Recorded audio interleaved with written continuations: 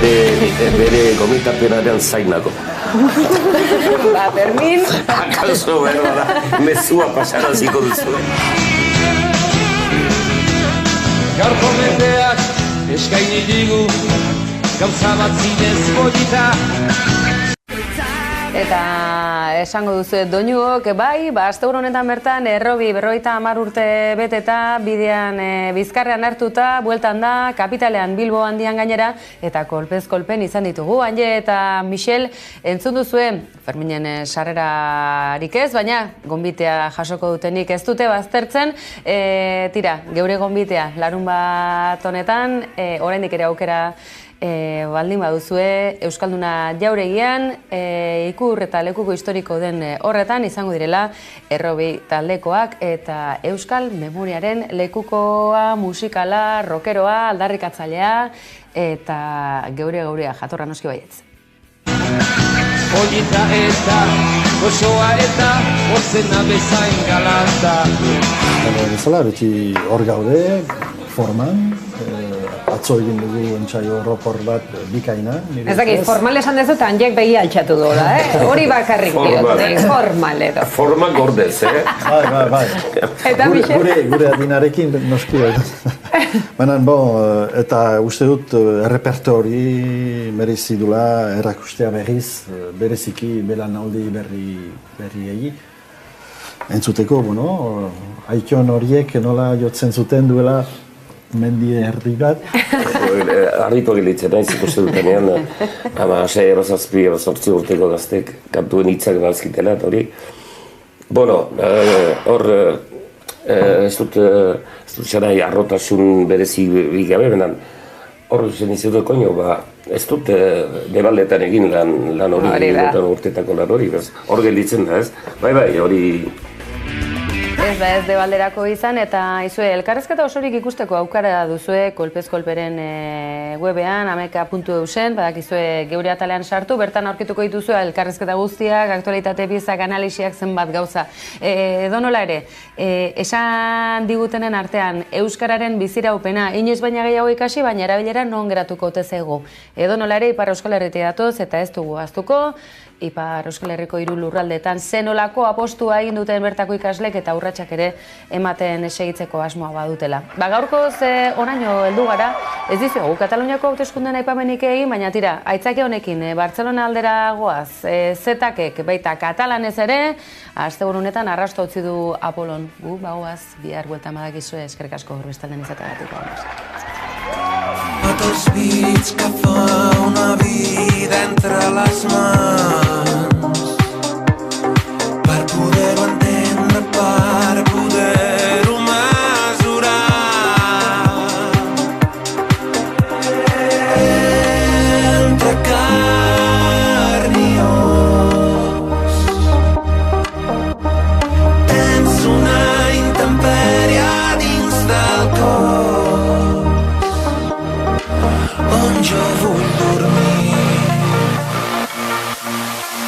I sé que em pots abrigar, i sé que puc abrigar.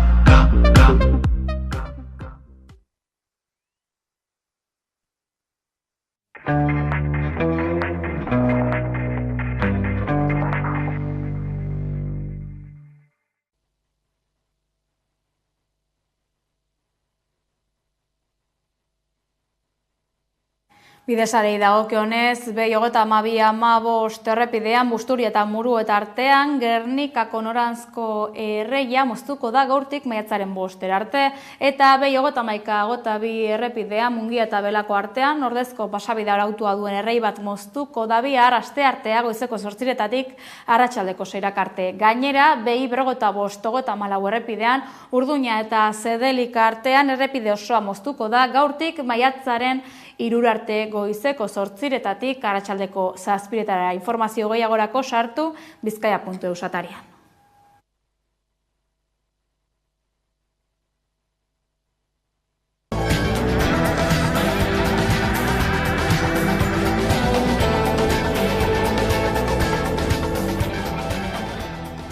Nazioarteko hedabide guztien atentzioa harrapatu ostean, gaur argitu dira zalantza guztiak. Pedro Sánchez, Espainiako gobernuko presidenteak ez du kargua utziko. 5 egun hauetan mota guztietako teoriak helarazi dituzte politologoek, baina oso gutxik hartu dute kontuan Sánchezek bestelako urratsik egin gabe jarraituko zuelako teoria. Konfiantza mozioa aipatu dute askok jarraipenari ateak zabaltzeko tresna gisa, baina azkenerako Sánchezek ez dio erreparatu aukera horri eta aparteko neurririk iragarri gabe presidente izaten jarraituko duela esan du, naiz eta puntu eta bereiz bati buruz aritu den. Alegia Sánchezek aurrera egingo du karguan bestelako neurririk hartu gabe. He decidido seguir con más fuerza si cabe al frente de la presidencia del Gobierno de España. Esta decisión no supone un punto y seguido, es un punto y aparte, se lo garantizo. Por eso asumo ante ustedes mi compromiso de trabajar sin descanso, con firmeza y con serenidad por la regeneración pendiente de nuestra democracia y por el avance y la consolidación de derechos y de libertades. Pedro Sánchezek bere familiaren aurkako kanpainaren aurrean hartu duen erabakiaren ostean emanda EAJaren eta sozialisten arteko lehen bilera ofiziala. Eusko Legebiltzarrerako hauteskundeak igarota alderdiak aurrera begira jarri dira. EAJaren eta PSeren ordezkaritzek Andoni Ortuzar eta Eneko Anduezaburu dituztela, Imanol Pradales lehendakari gai jeltzalearekin batera lehen bilera formala egin dute astelehen honetan Bilbon gobernu koalizioa berrantolatzen saiatzeko.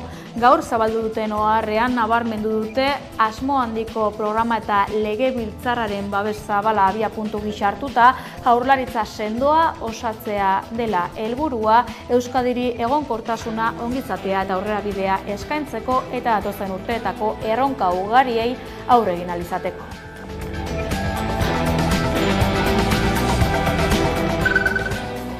Babes txikienarekin berritu du PNek zuzendaritza, bere 13. kongresutik batuta, baina aldi berean ahuldurik atera da.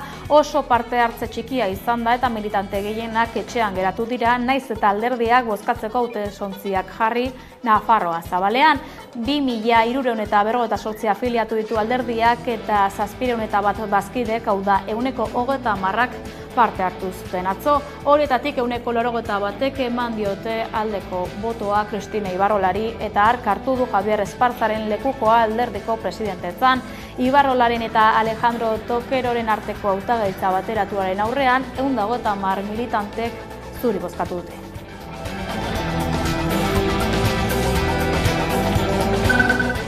Nazioartean kalkulu txarrak egin eta erabaki politiko kerrak hartzearen adibide bilakatu da Humza Yousaf. Joan den ostegunean Eskoziako alderdi nazionalaren eta Eskoziako alderdi berdearen arteko lankidetza akordioa bertan behera utzi zuen, horrek egonkortasun politikoa erabat haustea eragin zuen eta azkenean erabaki hartatik 4 egunera Yousafi aukera bakarra besterik ez zaio geratu, Eskoziako lehen ministro kargua uztea.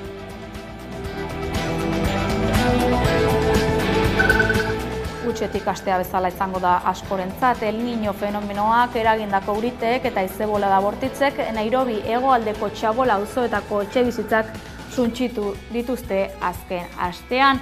Kenian 100 pertsona baino gehiago hil dira azken egunetako uholdeen ondorioz. Kalte handienak Txabola auzoetan eragin dituzte euriteek eta arduragabekeriaz jokatu izan egotzi diete herritarrek agintariei.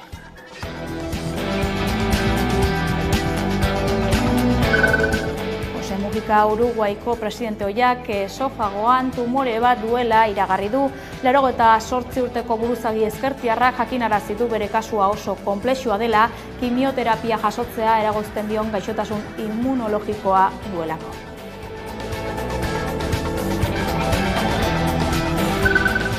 Adimen artifizialaren bidez zabaltzen ari diren baliabideetan euskara sustatze aldera ari da lanean Euskal Herriko Unibertsitateko hitz-hizkuntza teknologiako zentroa eta prentsa ohar baten bidez bertako ikertzaileek jakinarazi dute hobetu egin dutela euskararentzako landutako hizkuntza eredurik handiena, latxa. Aditzera eman dutenez dagoeneko gainditu egin du jatorrizko txat. GPT oso emaitza itxaronpentsua dela nabarmendu dute, euskararentzat ez ezik baliabide digital urriko gainerako hizkuntzentzat ere.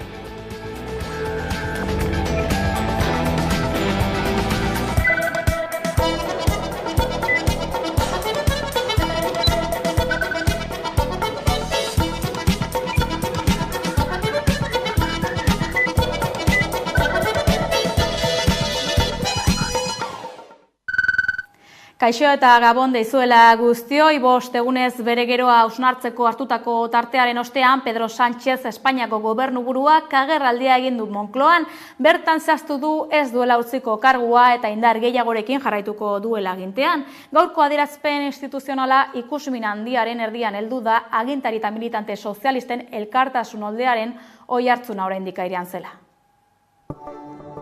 Goizeko 11 pasatxoan eman du Sánchezek bere erabakiaren berri.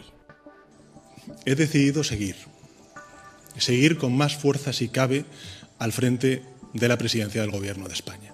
5 eguneko etenaldiaren ostean agertu da prentsaurrera Espainiako presidentea eta arin etorri dira erreakzioak. Mertxe Aizpurua, EH Bilduren kongresuko bozeramaileak, sare sozialetan egin du balorazioa, esan du iragarpena aukera bat izan behar dela euskal jendartearentzat eta neurri sakonak hartzeko unea dela. Aitor Estebanek bere aldetik adierazi du Pedro Sánchezek hartutako atseden egunak ez direla beharrezkoak izan. Eta jendaurrean iragarritako helbururako beharrezkoa zana, baina, amaitu egin da, lehengora itzultzen gara, eta beraz, ekin, bakotxak berera, bere egitaragoa aurrera ateraten, eta badago zeregina, eta horretan konzentratuko gara beste barik. Alderdi sozialistaren lehendakari gaia eneko handu ez da, pozik agertu da Sánchezen agerraldiarekin. Pedroren erabakia ona da Espainiarentzat, ona da Euskadirentzat, eta ona da herri honen gehiengoari, ekonomiari eta zerbitzu publikoei laguntzen dieten politiketan aurrera egiteko. Eta Miren Etxebestek, Elkarrekin Podemosen bozeramaileak Gipuzkoako batzar nagusietan nabarmendu du postekoa dela alderdi sozialista konturatzea badagoela lawfare deritzona, baina askotan PSOE bera konplize izan dela. Es bueno que por fin el máximo dirigente del PSOE reconozca que hay una fuerza de derecha, ultraderecha, organizada política, judicial y mediáticamente, y que se ha dedicado y que se dedica a destruir oponentes políticos. Soka luzea ekarriko du Pedro Sánchezen agerraldiak. Gaur Sabinetxean beste hitzordu garrantzitsu bat egon da, EAJak eta PSek Eusko Legebiltzarreko organoen eraketa zehaztu dute. Bi alderdiek nahi dute mahaia eratzeko bilkura eta batera ezintasunen osoko bilkura maiatzaren 23ko gauerako aurreikusitako Europako hauteskundeen kanpaina hasi baino lehen egitea.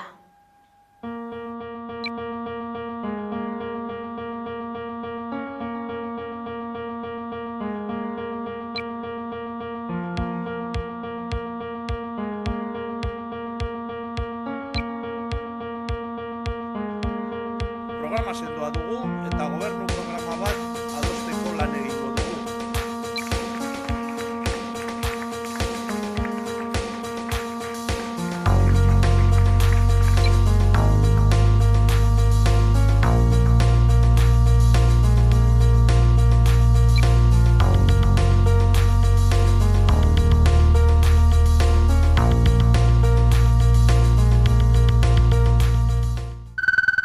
Politika gaiekin segiz, 856 kilometro dokumentala eskainiko dugu astearte gauean Amaika telebistan. Amasa Bilabonako 7 gaztek Reauko espetxetik Martuteneko espetxera egindako aldarrikapen bidaia du oinarri dokumentalak, eta hain zuzen Inoauza eta Andoa Indarraren egoera salatzeko xedez egin dute ikusentzunezkoa.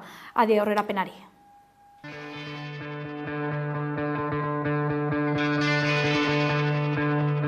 Zortzireunda 56 kilometro dokumentala eskainiko dugu astearte gauean Amaika telebistan. Amasa Bilagunako 7 gaztek Reauko espetxetik Martuteneko espetxera egindako aldarrikapen bidaia du oinarri dokumentalak. Uste genuen Euskal preso guztik Frantziar estatun bai Lanemezanen eta Monde Marsanen zeudela, baino zegoela puntu gorri bat mapa hortan zala Reauko espetxea. Eta Reauko espetxe hortan 2 Euskal preso zeuden, eta haietako bat Andoa Indarra, ia gure bizilaguna esan dezakeu. Dokumentalaren egileen hitzetan, Frantziar estatuak erabiltzen zuen argudioa zen ez zegoela gertuago espetxealdi luzea zeukaten emakumeentzako espetxerik, eta egoera hori salatzea erabaki zuten. Hartu ginen laguntalde bat, bizikletan ibiltze ginen laguntalde bat, eta okurritu zitzaigun Reauko espetxetikan Martuteneko espetxerako bidaia bizikletaz egitea, salatzeko bai senidek, lagunek, oraindik egin behar zituzten kilometro guzti horiek. Bidaiako irudiez gain, Idoia Oza eta presoaren senidearen testigantzak tartekatzen dira dokumentalean. Dokumentalen ikusten da, gure irudiak, reotik martutenerako irudiak, Idoia Ozaetarekin, presoaren senidearekin borobilduta. Idoiak hitz egiten du, kokatzen du zein den handauden presoen egoera eta zer den pairatu behar dutena, bai senidek eta bai preso beraiek. Esan bezala, ikusentzunezko Hamaika Telebistan ikusi ahal izango da astearte gauean 10:00 aurrera.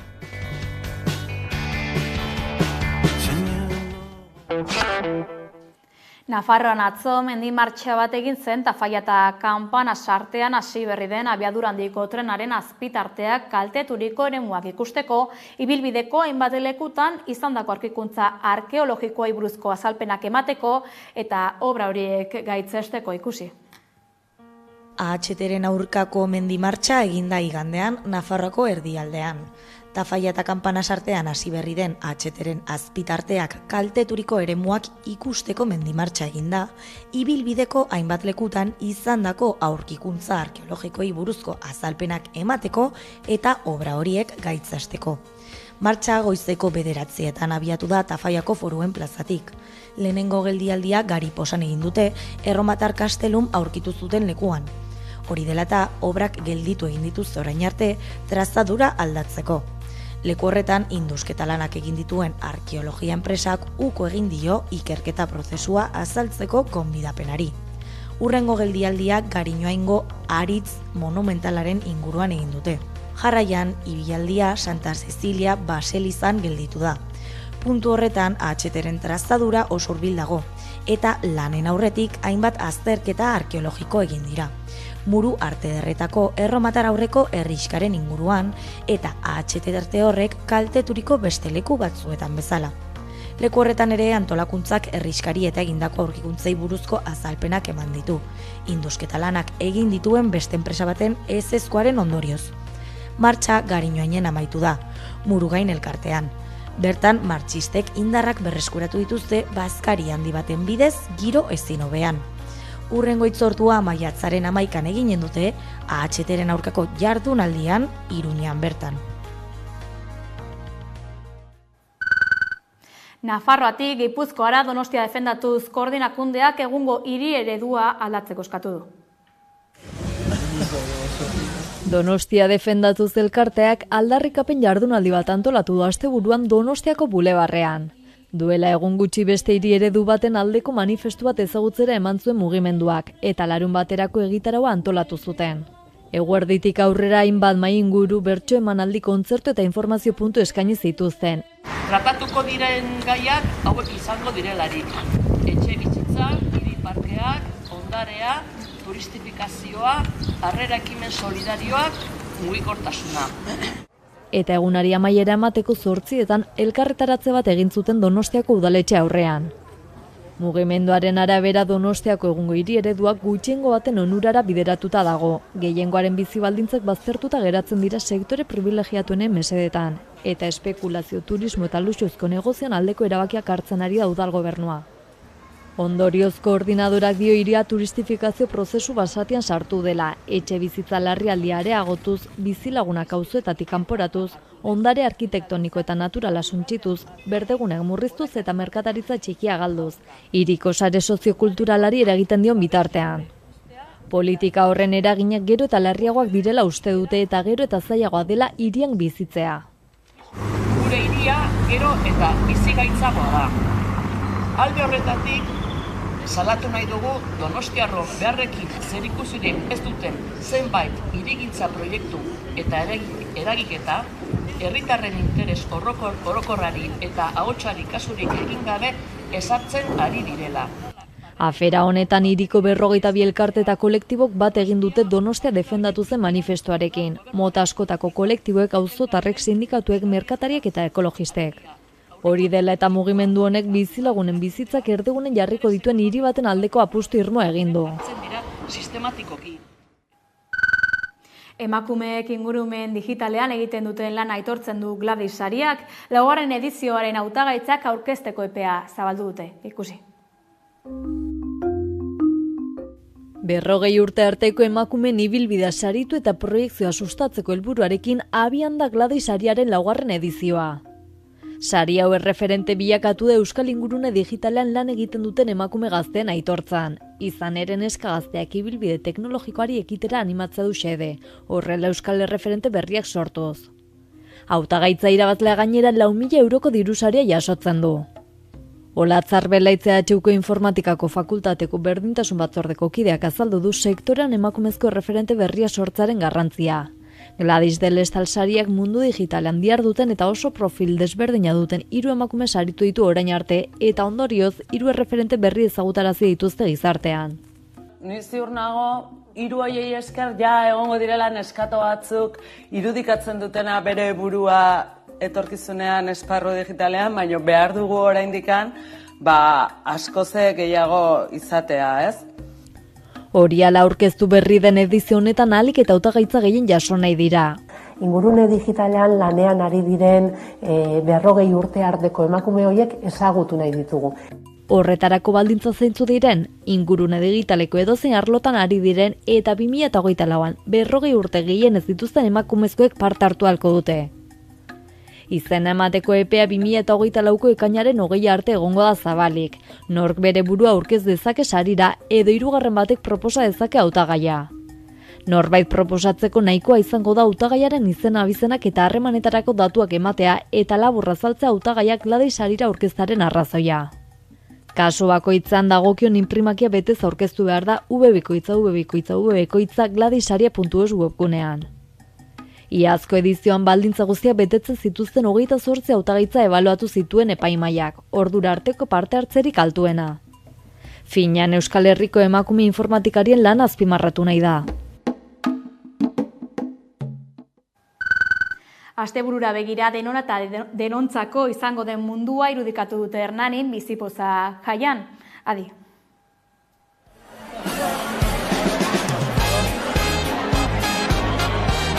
Bizipoza jaia ospatzen ari dira gaur Hernanin, ikusten duzen bezala jendetza bildu da Atsegindegi plazan eta bizipoza elkartea osatzen duten elkarteek Hernaniko hainbateragilerekin batera egitaragो paroa antolatu dute. Guretzat horlako bizipoza jai bat oso garrantzitsua da arrazoi desberdinengatik. Batetik gure errealitatea elkarte guztietako pertsonek bizi dugun errealitatea plazaratzeko, ezagutarazteko, gizarteratzeko eta batez ere guztien artean ondo pasatzeko jai giroan eta elkarrentzat egin dezakegun jai bat izan delako. Elkarteek egindako lanaz gain, Hernaniko eragileen inplikazioa eta parte hartzea ezinbestekoa izan da jaia aurrera atera izateko. Eta askotariko ekitaldiez gozatu dute egun osoan.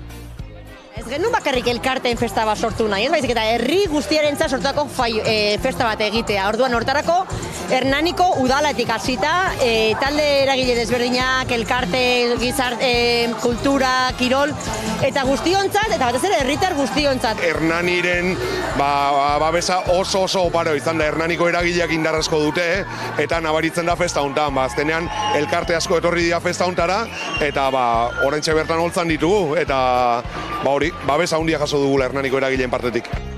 Elkarteak elkartzeko eta batzeko eguna izan da bizipoza jaia, eta egunero egiten duten lana aitortu diete bertaratu direnek. Azkenean bizipoza jaia da urtean egiten den egun bat edo astebukara bateko jaia, baino gero elkarteak eta bizipoza bere osotasunean ere urte guztian lanean jarraituko du. Eta bere sensibilizazio saioetan, bere burua erakusten eta bere lanean urte guztian lanean ari giren elkartea gara. Elkarte hauek urte guztian zehar egiten dute lan hau. Gaur protagonista bihurtu ditugu, baina hauek egunero dauzkate saioak, sentsibilizazio ariketak egiten dituzte, ikusgarritasuna ematen digute urte guztian zehar, eta gaur da hori eskertzeko eta aitortzeko ekitaldi bat. Denona eta denontzat izango den mundua irudikatu dute asteburuan Hernanin. Eta amets hori egia bihurtzeko lanean jarraituko dute, gaurtik aurrera ere, bizipoza elkartea osatzen duten elkarteek. Ez dugu egokitu jaialdia denontzat izateko, baizik eta sortu da, hasieratik denona izateko. Denona eta denontzat, eta bai jaian, bai eskolan, bai gizartean oroar lortu behar dugu, denontzat izango den eta denona den mundu bat lortza.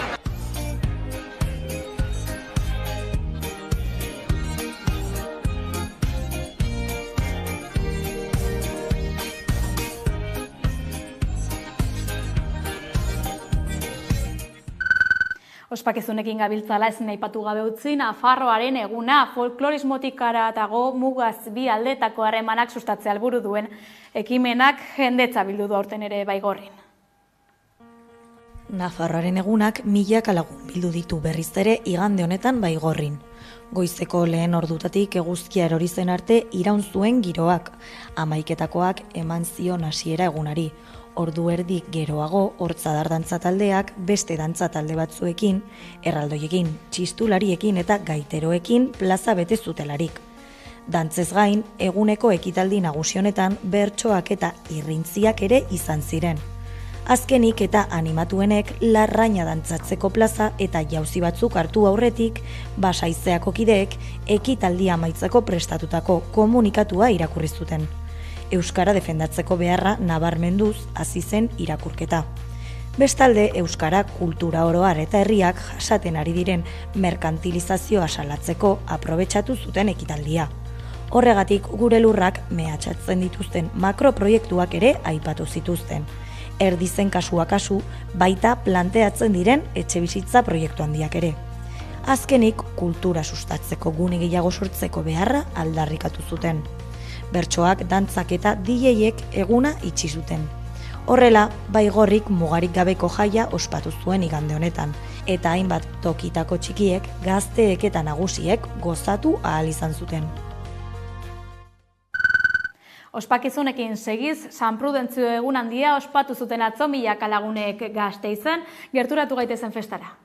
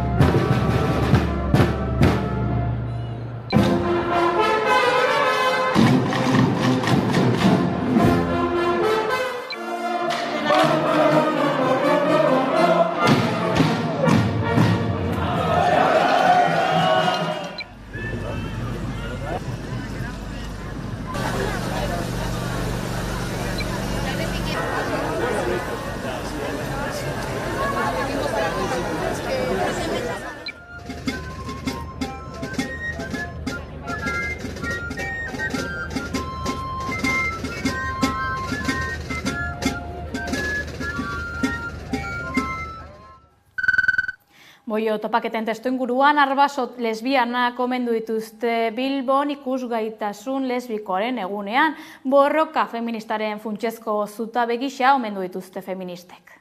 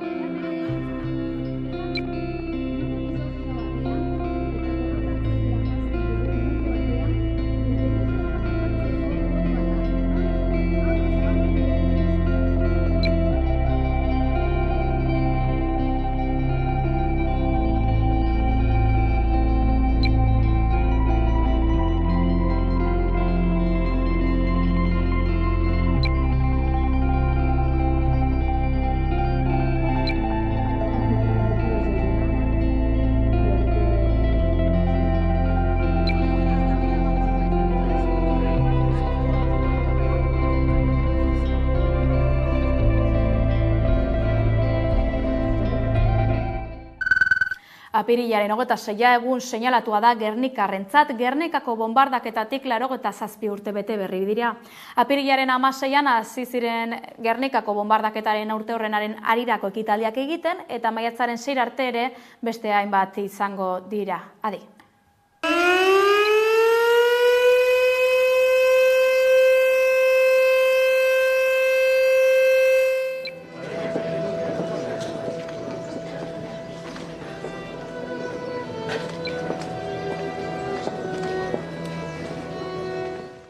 utzi eta irentzi. Paul Celanen hitzak dira, ereofuga olerkitik hartuak.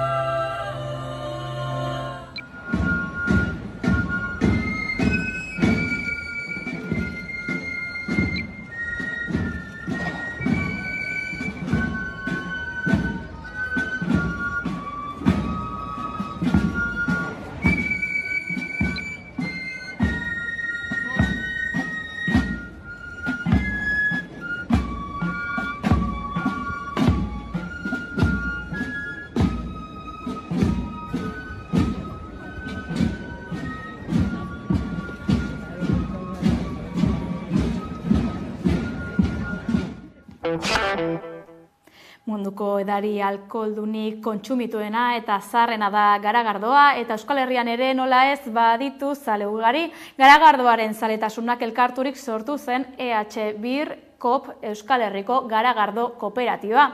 Ezagutu dezagun.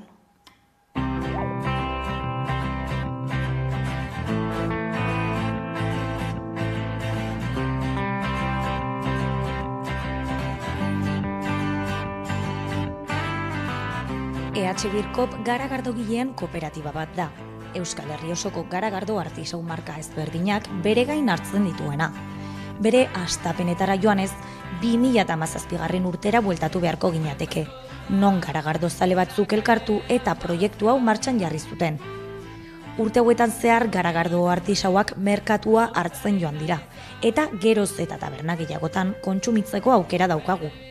Hala ere, benetan badakigu zenbat denbora dakarren eta zein ezberdintasun dituen garagardo industrial batekin. Gaurkoan, EH Bir KOPek egiten duten fabrikara, gerturatu gara eta 3 langilekin elkartu gara. Haien istorioa eta prozesua gertutik ezagutu dezagun. Aritz Aranguren kooperatiban administrazio lanetan aritzen da eta kooperatiba honen hastapenetara eraman gaitu. EH KOP 2017 sortu genuen, 5 marka ginen, denok nomadak ginen eta horregatik ezagutzen ginen, garagardo artisauaren inguruan mugitzen ginelako.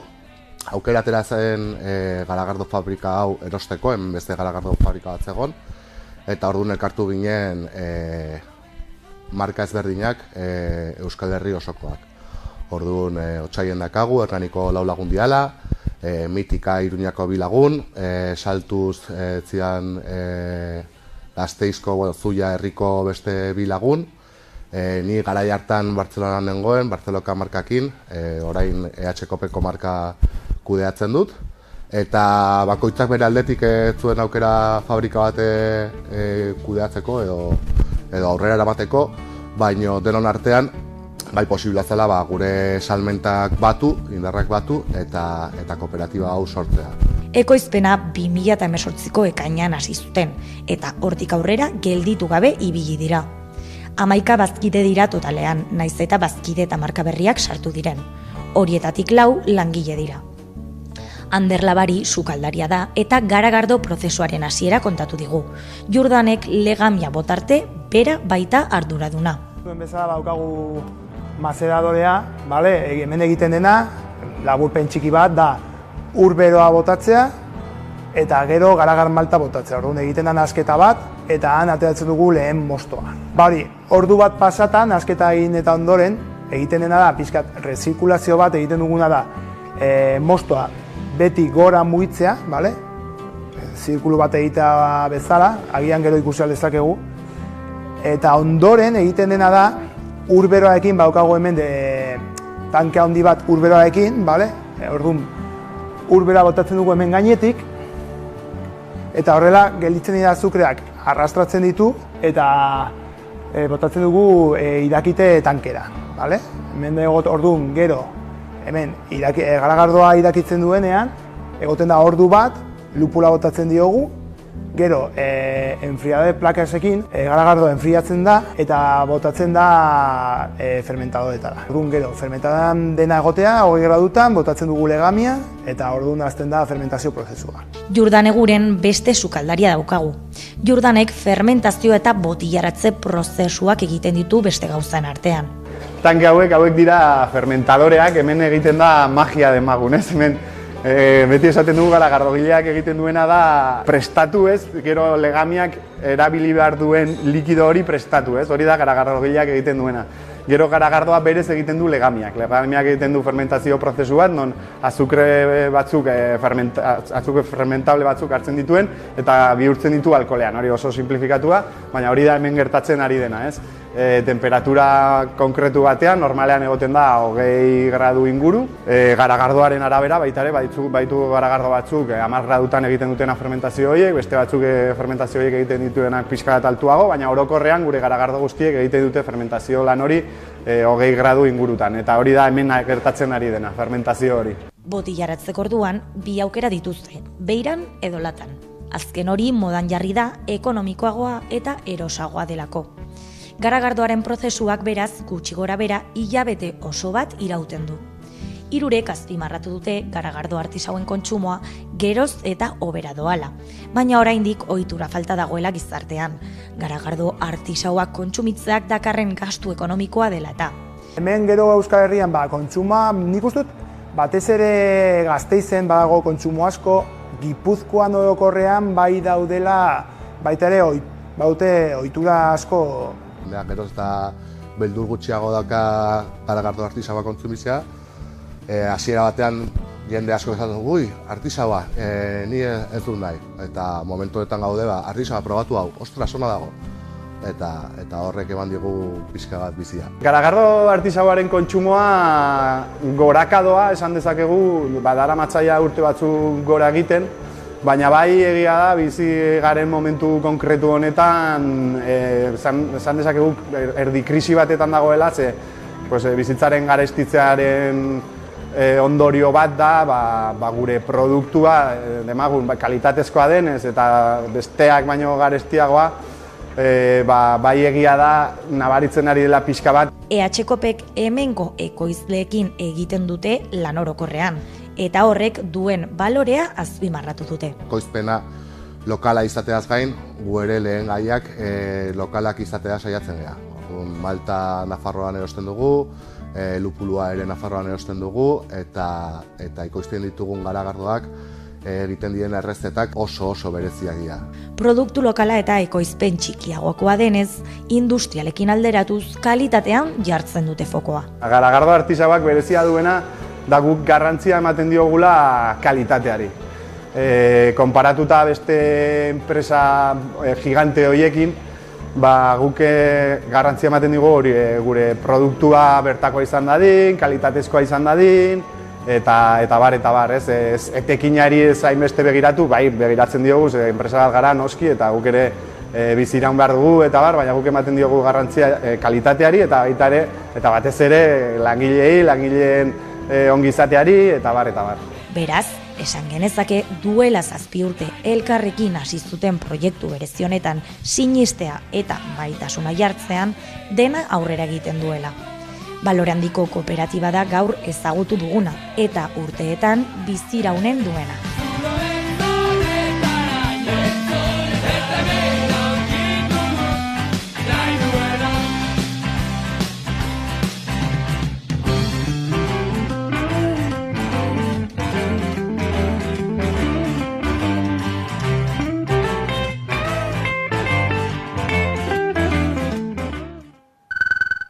Nafarroa da Euskal Herrian lan heriotza tasarik handina duen herrialdea, urte hasi zenetik 8 langile hil dira eta istripuen intzidentzia tasa 351,7 istripu 100.000 langilekoa da.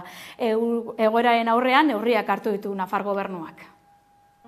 Laneko arriskuen prebentzioa indartzeko ekintza eta neurri berriak aurkeztu ditu Nafarroako gobernuak.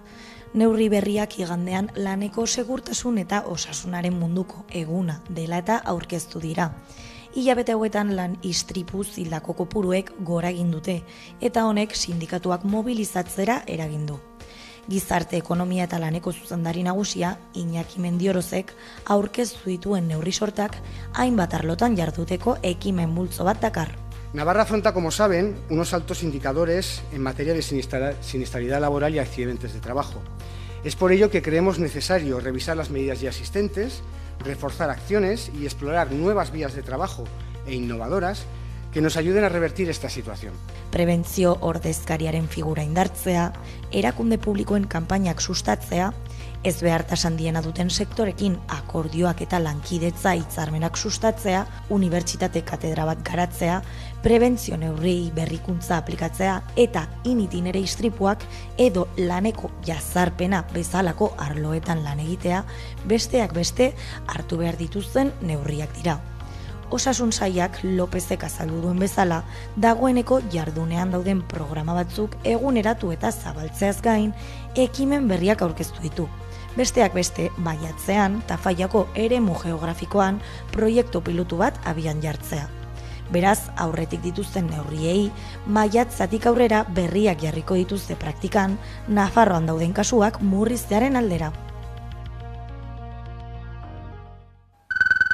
Kafeko enpresa batzordeak amiantoa kentzeko protokoloak berritzeko eskatu du. Langileek salatu dutenez, azken urteetan amiantoa erretiratzeko egindako lanek ez dute instalazioak garbi geratzea bermatu, ez da langileen segurtasuna ere. Entzun.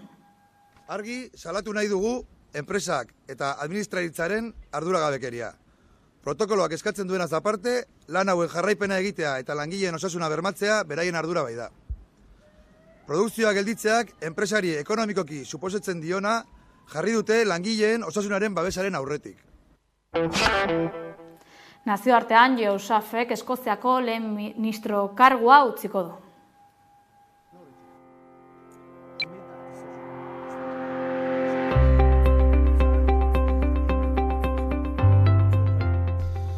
Therefore, after spending the weekend reflecting on what is best for my party, for the government and for the country I lead, I've concluded that repairing our relationship across the political divide can only be done with someone else at the helm.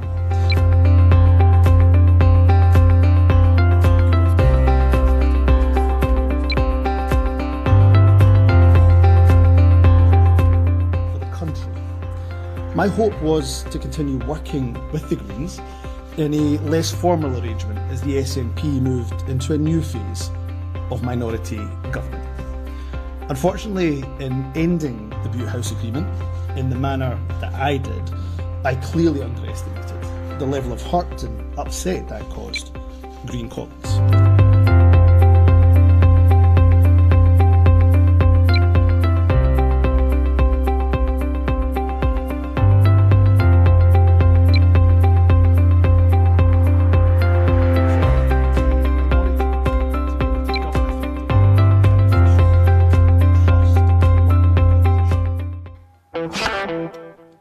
Kiroletan ze berri dugu Aneurkiri.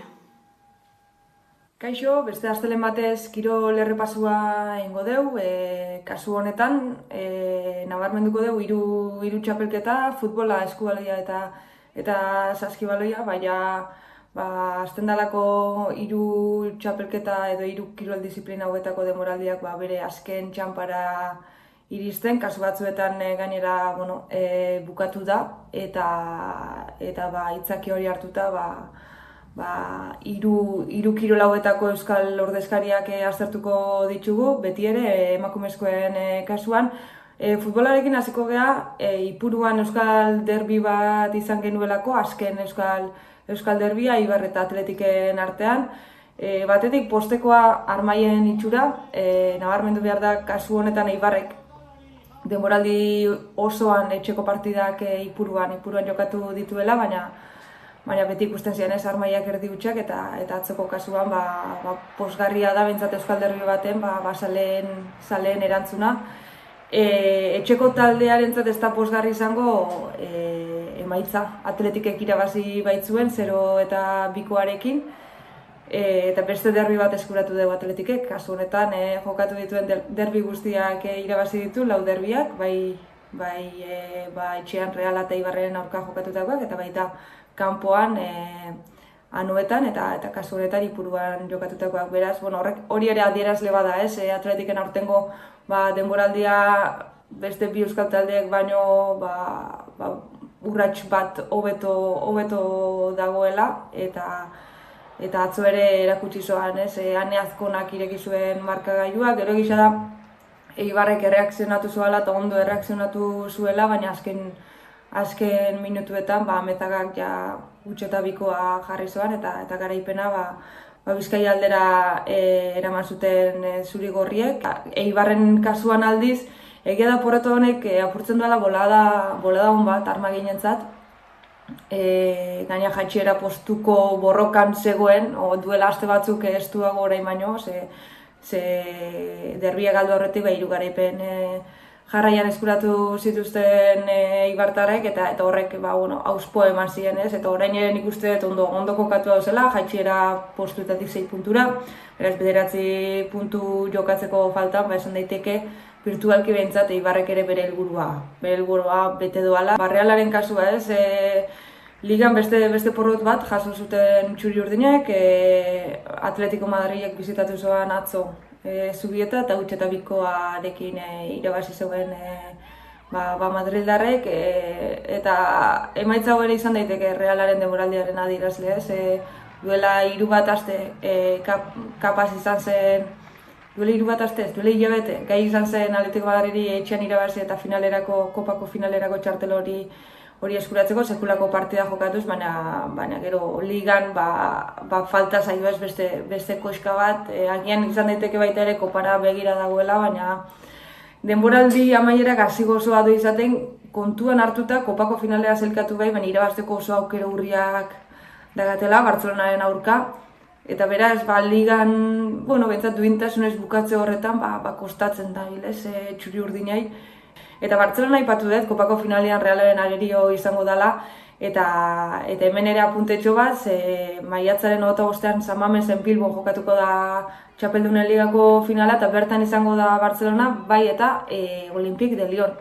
Eta honek zen nahi du esan, berriz ere, duela pare bat urte bezala, Olympique de Lyonen jokatzen ari den Damari Segurrola, Gernikarra, eta Bartzelonan jokatzen ari den Irene Paredes Legazpiarra, aurrez aurre izango direla.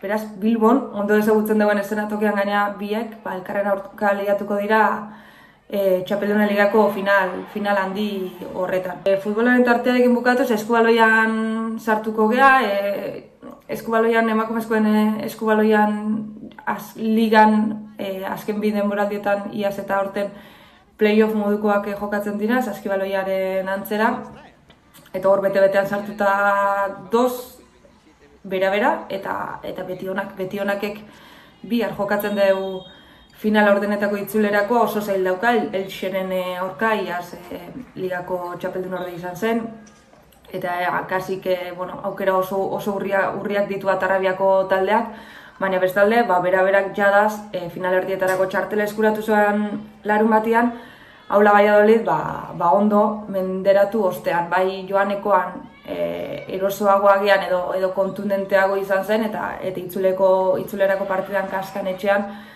pixka sufritu zuen, baina hasierako eta bukaerako txinpartekin, eta batez ere Ester Arrojeria ikusgarri batekin, esan bezala final erdietarako txartela eskuratu zoan, eta larun bat honetan Malagaren aurka neurtuko ditu indarrak final erdietako lehen partida horretan, etxean izango da, beraz, funtsezko izango da partida hau irabaztea, gero 3 aste barru Malagara joan beharko baitute, eta garaipen batekin joatea beti hobea izango da, korrontearen kontra arraun egitea baino, Malaga da iazko ligako txapelduna, beraz,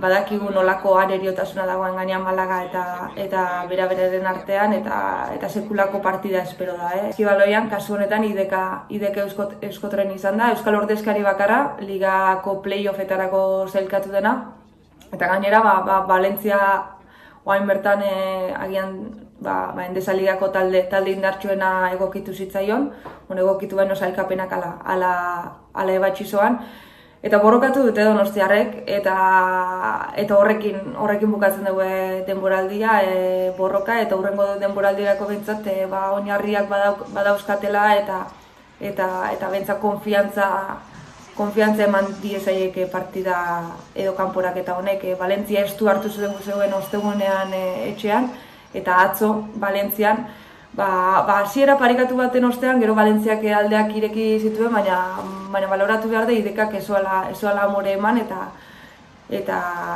azkenean 10 puntuko aldearekin galdu zoan, eta esan bezala bere bidea amaitzen da liga honetan, baina ja hurrengora begira jartzen dira Azumuguruzarenak, eta nik uste, ideko Euskotrene dauala oinarriak sendotzen, urtero urratsak ematen, aurten jokatu deu lehen aldiz Eurocup, hurrengo urtean ere jokatuko deu, eta nik uste baloratzekoa dela, eta gainontzian aurten penia agian aurreko denboraldietan bai sartu dalako playoffetan, Lointe Gernika kanpoan geratu izana, eta Araskik, ikusi dugu talde Gasteiztarra ere playoffetara zerkatzen noizbait, baina aurten gauzak zaildu ziren eta nahiko egin dugu maila mantentzeko, eta esan bezala 3 euskal ordezkari hauentzat jada txapelketa eta denboraldia bukatu da, bakoitzak bere helburuekin, bere gora berekin, baina nik uste dut baloratzekoa, eta gaina hurrengo denboraldian aurreko baten esan bezala, Ose Sardoi talde nafarrak ere irabazi deu bentsat emaitzei dagokionez Endesa Ligan egoteko aukera, orain aurrekontuekin eta diru laguntzekin borrokatu beharko dugu berme bat ezartzeko eliteko talde moduan, eta hurrengo denboraldian 4 euskal talde izan dezakegu Endesa Ligan, ez da gutxi. Gainera egoalde, Euskal Herriaren egoaldeko 4 lurraldetako ordezkariak, Bizkaia, Gipuzkoa, Araba eta Nafarroa garaia, eta beraz, bada igual Euskal Saskibaloiaren arrakasta, edo behintzat, badauala. Arrobia edo zerbait mugitzen, badauala. Umorea izango dute ardatz beste behin Leioan. Leioako udalak antolatuta 51 konpainiak parte hartuko dute 24. umorearen azokan. Leioako udalak prestakuntza guztiak bukatu ditu. Dena prest dago 4 egunetan zehar, antzerkiz, dantzaz eta zirkuaz gozatzeko umore azokaren edizio berri batean. Aurten 14. edizioa ospatuko duen azokak kaleko artisten 51 konpainiaren 80 emanaldi baino gehiago eskainiko ditu maiatzaren 16tik 19 bitartean.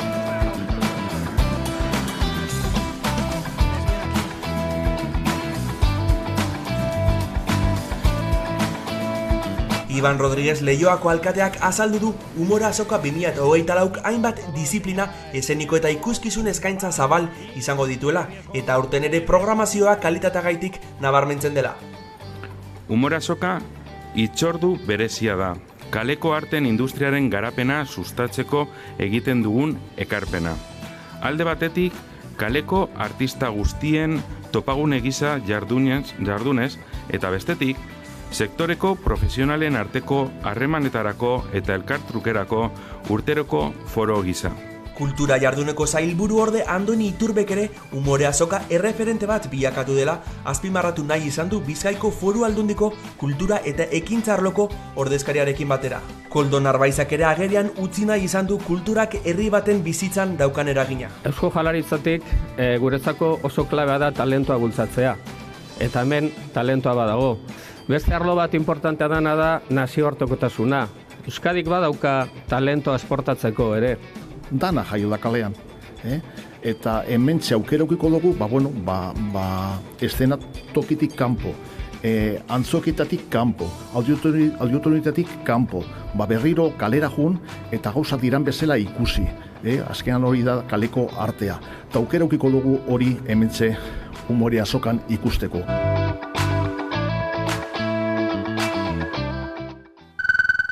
Pasaden astean Oka ekoizpena ekimenaren inguruan eginiko elkarrezketa entzungo dugu jarraian. Adi.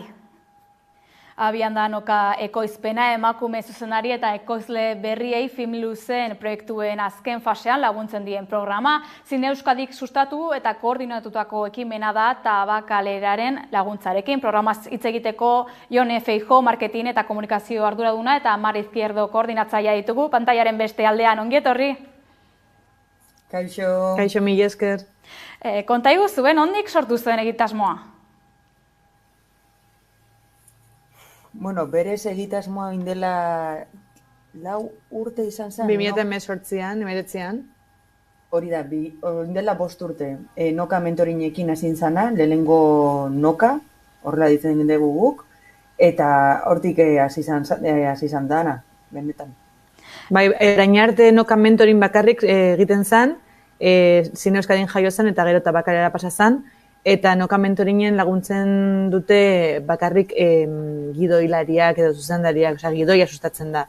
Eta guk ikusi genuen egia dela, filmak ekoiztea ez dela inerresa eta laguntza behar dela eta ekoizle berriak ez daudela, orduan bigarren zati bat eraiki dugu, orduan noka mentoring eta gero noka ekoizpena dauka, da zentzua daukan urrengo pausua, zeren gidoia osatuta eduki behar dezu, noka ekoizpenera etortzeko, eta gidoia osatu batekin bikoteka, bai zuzendaria eta bai ekoizlea, laguntzen dugu 7 hilabetez, hori gidoia hobetzeko moduluak daude, eta gidoia ekoizteko moduluak zure lehenengo desglosea, zure lehenengo aurrekontua, hori egiten dugu. Emakumeek sortutako proiektua da hau, ezta? Okerez banabil. Emakume eta zinemagile izatea zaila da gaur egun? Bueno, gaur egun eta beti, ez? Osa, guk ikusten duguna da pixkanaka emakumeak merkatuetan daudela, emakume ziginegile gehiago daudela, baina handiokan lana falta dela.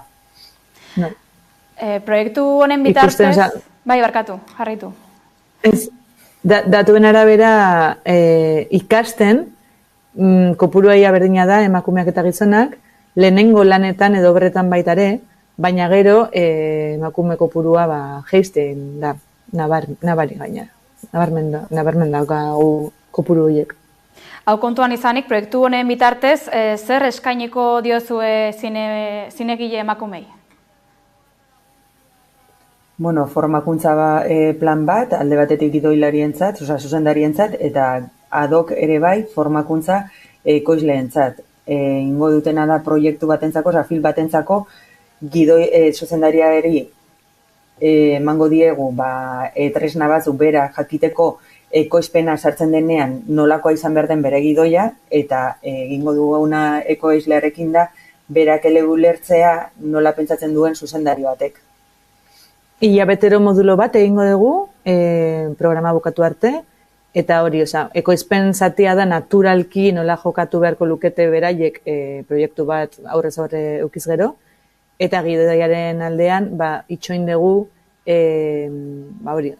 proiektuak euki arte, eta behin proiektuak eukita, jarri ditugu mentoretzak, adok, hori genek esan duen bezala, proiektu horiek laguntzeko. Esan bezala, programaren lehen hartu emana, apirilaren 12an egin zenuten Bilboko Artxibo Historikoan. Nork hartu zuen parte, zeintzuk dira hautatuak izan diren proiektuak, eta zer da lehen hartu eman honetan egin zenutena? Proiektu hautatuak izan dira La Koreana, Joana Moiarena, eta Kanzion Animal Nerea Castrorena. Nerearen kasuan nerea ezakan koiztetxerik berarekin, orduan ipini diogu Gador Kamatxorekin, eta Joana Basekan bera koizle bat, orduan etorri da Paloma Hernández. Izena ematerakoan posible zen bikoteka etortzia, edo zuzendari bat izan, eta ekoizle gabe egotia, orduan guk egiten genuen match hori beraientzat. Eta gero daude, etorri zen mentoreak, baita mentoreak bikoteka daude, orduan nerearen kasuan dauka Estibaliz Urresola, zuzendari eta gidoilari mentoretzak emateko oroar, eta dauka Alba Sotorra ekoizpen mentore bezala. Eta beste proiektua dauka Sara de la Fuente, ekoizpen mentore bezala, eta Rocio Mesa gidoi eta zuzendari mentore bezala. Hoiek laurak dira mentoreak programa osoan zehar, eta gero hilabetero bi etorriko dira gidoi modulua eta ekoizpen modulua emateko hilabetero ezberdinak izango dira. Baina lau hauek daude prozesu osoan zehar, beraiek laguntzeko, dudak erantzuteko, eta prest beraientzat. Tutoretzaen antzera egingo duzu orduan lan, ezta? Nola baloratuko zenukete oraingo hartu eman hau? Ondo doa programa, jende askok hartu du parte?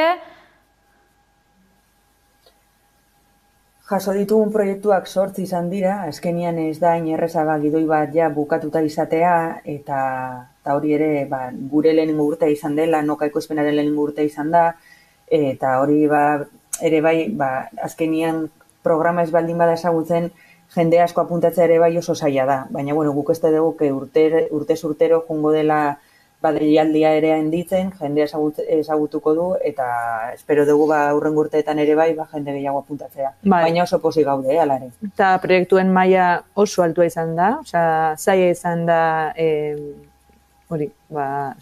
epai mailaren lana, eta lehenengo modulu hori superpozik zen azkenean, ekoizpen zati adibidez ez ezaguna zen, ia guztientzat. Orduan, jaso dugun feedbacka beraien da super onogarria izan dela ekoizpen zati hori entzutia, eta hori zati hori inork ez duela inoiz asaltzen. Orduan, probetxagarra izan zela.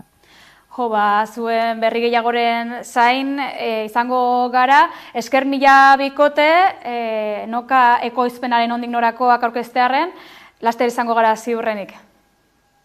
Eskerrik asko. Eskerriko zuei, mi esker. Gero arte.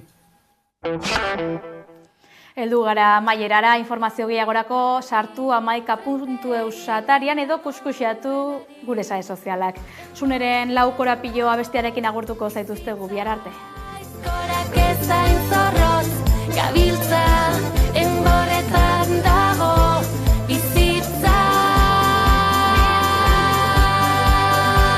Servieta bat, lau korapilo, servieta bat, lau korapilo, servieta bat, lau korapilo, ez detin ez pitirik itxalutrik gainean.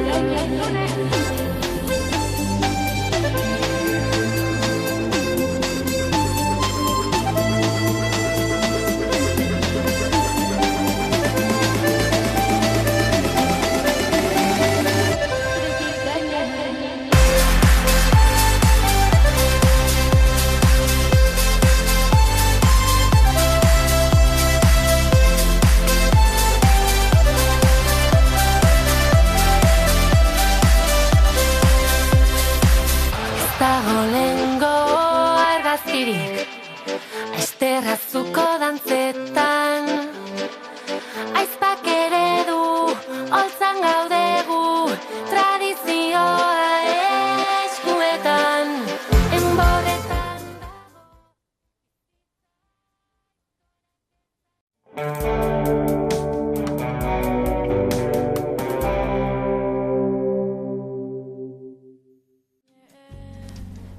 Atxaldion, Ana Iriarte naiz, Arizkungoa eta Amastizaina naiz.